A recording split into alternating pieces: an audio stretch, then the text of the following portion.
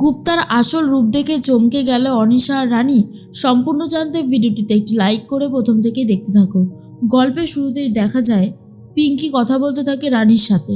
পিঙ্কি রানীকে জানায়, তোমাকে আমি এতটাই কোণঠাসা করে দেব রানী, যে এরপর তুমি আর চাইলেও কিছু করতে পারবে না।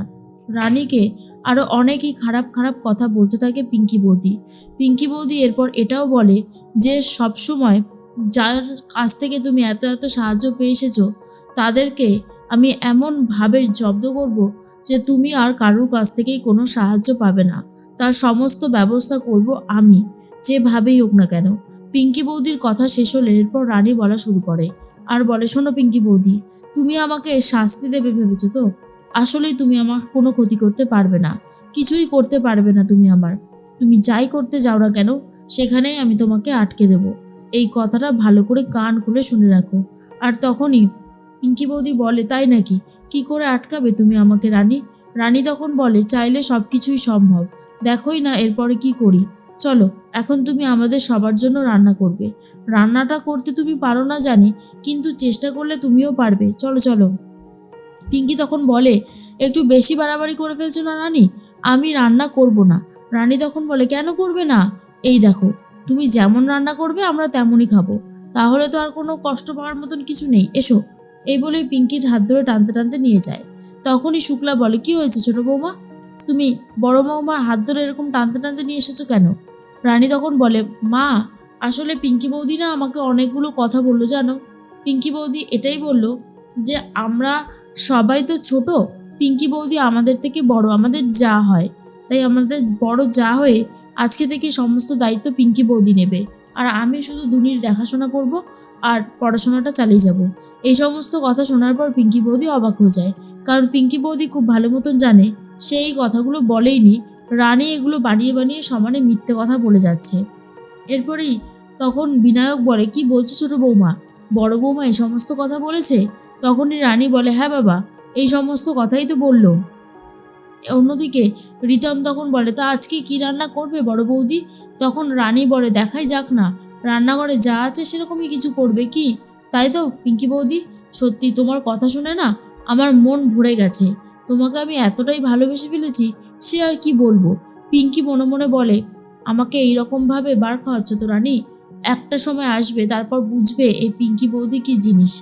এর মধ্যেই তখনই রিতম বলে, বড় বৌদি তাহলে তুমি রান্না শুরু করো, আর অপেক্ষা কিসের জন্য? বড় বৌদি বলে, হ্যাঁ করবো তো, অবশ্যই করব। আর তখনই শুক্লা বলে, দেখেছো দেখেছো তোমরা, আমি সবাইকে বলতাম যে আমাদের বড় বৌমা ভীষণই কাজের, তাহলে বড় বৌমা কখনো কোনো কাজের ভয় পায় না। মিলল তো আমার কথা তো তোমরা শুনতেই চাও না। এদিকে গুপ্তা চলে এসেছে, আর গুপ্তাকে দেখার পর অনিশা তখন বলে, আরে গুপ্তা তুমি কখন এলে? গুপ্তা তখন বলে, অনেকক্ষণই এসেছি বেবি, আজকে তুমি যেখানে যেখানে যাবে আমি তোমাকে নিয়ে যাব, কারণ আজ আমি হলাম তোমার পার্সোনাল ড্রাইভার, বুঝতে পেরেছো? আর তখনই অনিশার একটু অন্যরকম লাগে। এর মধ্যেই গুপ্তাজি বলে, বেবি, এই যে তুমি দামি দামি ব্র্যান্ডেড কাপড় পরছো, এই যে মেকআপ করছো, তোমার কি মনে হয় তোমার এক মাসে খরচা কত হতে পারে? ক্রেডিট কার্ড ডেবিট কার্ড মিলিয়ে তুমি কত খরচা করো? তখনই অনিশা বলে, কেন বেবি, তুমি হঠাৎ করে আমার কাছে এই সমস্ত কিছু জানতে চাইছো কেন, কিসের জন্য? তখনই বেবি বলে যে কারণটা হচ্ছে, তুমি আমাকে বলেছিলে তুমি ডক্টর দুর্জয় সেনগুপ্তকে এই হসপিটালে মানে নার্সিংহোমে ফিরিয়ে আনবে, তাহলে কোথায় গেল তোমার সেই কমিটমেন্ট? তুমি কিন্তু তোমার কথা রাখোনি বেবি। এরপর অনিশা বলে, বেবি আমি চেষ্টা করে যাচ্ছি, বিশ্বাস করো, সেরকমভাবে কোনো সুযোগ পাচ্ছি না, যদি সুযোগ পেতাম তাহলে সেই সুযোগটা অনেক আগেই কাজে লাগাতে পারতাম। তখনই গুপ্তা বলে, শোনো, আমি খুব ভালো মতন জানি যে দুর্জয়ের প্রতি তোমার একটা দুর্বলতা আছে, সে কথা আমি অস্বীকার করছি না। দরকার পড়লে তুমি তোমার প্রেমের জালে আবারও দুর্জয়কে ফাঁসিয়ে আমার কার্যসিদ্ধি করে দাও, না হলে কিন্তু আমি তোমাকে ছাড়বো না, বুঝতে পেরেছ? অনিশা তো গুপ্তাজির এই ব্যবহার দেখে জাস্ট চমকে আছে, আর বলে, কিন্তু রানী, রানী আছে তো। তখনই গুপ্তাজি বলে, রানী থাকুক আর যেই থাকুক না কেন, আমার লক্ষ্যে আমি পৌঁছাবই, কেউ বাধা হয়ে দাঁড়াতে পারবে না, বুঝতে পেরেছো বেবি? অনিশা মনে মনে ভাবে এবার কি হবে, আর বলেই চলে যায়। তখনই গুপ্তাজির কাছে একটা ফোন আসে, আর ফোনটা যে করেছে তার নামটা জানা যায়নি, তবে গুপ্তাজি তার সাথে কথা বলে এটাই বলতে থাকে, চিন্তা করবেন না, ডক্টর দুর্জয় সেনগুপ্ত খুব শিগগিরই আমাদের নার্সিংহোমে জয়েন করবে, কাজটা করব আমরা, আর দোষ হবে ডক্টর দুর্জয় সেনগুপ্তর। বোঝাই যাচ্ছে গুপ্তাজি দুর্জয় সেনগুপ্তকে বিপদে ফেলার কিছু একটা চেষ্টা করছে। এরপরই ছোট্ট দুনিকে কোলে নিয়ে গান শোনাতে শুরু করে দেয় দেবু, আর বলে, এই মণিমা বল না, একবার বল। তখনই রানী বলে, আরে ও কি কথা বলতে পারে? ও যখন কথা বলতে পারবে তখন দেখবি কত কথা বলবে, সবাই মিলে বিরক্ত হয়ে যাবি লাস্টে শুনতে শুনতে। এরপরই দেবু তখন বলে, হ্যাঁ রে রানী, সমস্ত কাজবাজ হয়ে গেছে তো? রানী তখন বলে, হ্যাঁ প্রায় হয়ে গেছে। ইস, দুর্জয় কখন এক কাপ চা দিতে বলেছিল, আমার একদমই মনে নেই, আমি পুরোই ভুলে গেছি। তখনই দেবু বলে, কি আর হবে, এখন দিয়ে আয়। রানী তখন বলে, তাই এক কাজ করি, যাই গিয়ে দিয়ে আসি। এরপরে দুর্জয় ঘরে চলে এসেছে। রানী তখন বলে, দুর্জয় তুমি চলে এসেছো? আমি তো যাচ্ছিলাম তোমাকে চা করে দেবো বলে। দুর্জয় তখন বলে, তোমার কাছে চাটা অনেকক্ষণ আগেই চেয়েছিলাম রানী, এখন তো লাঞ্চ আওয়ার হয়ে গেছে, এখন আর খাবো না এসব কিছু। এরপরেই রানীর মনে সন্দেহটা আরো বেশি করে বাড়তে থাকে পিঙ্কি বৌদিকে নিয়ে। আর এদিকে দেবু বাচ্চাটাকে করে নিয়ে বসে আছে, আর অন্যদিকে রিতম চলে গেছে রান্নাঘরে, সেখানে পিঙ্কি বৌদি যেই খাবারটা রান্না করছে সেটা ভিডিও করতে থাকে, যাতে কোনো কারসাজি করতে না পারে পিঙ্কি বৌদি। এর মধ্যে রানী তখন বলে, যাই গিয়ে একবার দেখে আসি পিঙ্কি বৌদি রান্নাটা কত দূর এগিয়ে নিয়ে গেল। তখনই দেবু বলে, দুর্জয়কে সবটা বলবি না? কিরে রানী, বল সবটা। রানী তখন বলে, উফ দেবু, তোকে তো বারণ করলাম, থাক না, এখন এসব ঝামেলার মধ্যে না গেলেই কি নয়, ভালো লাগছে না এখন। দেবু তখন চুপ হয়ে যায়।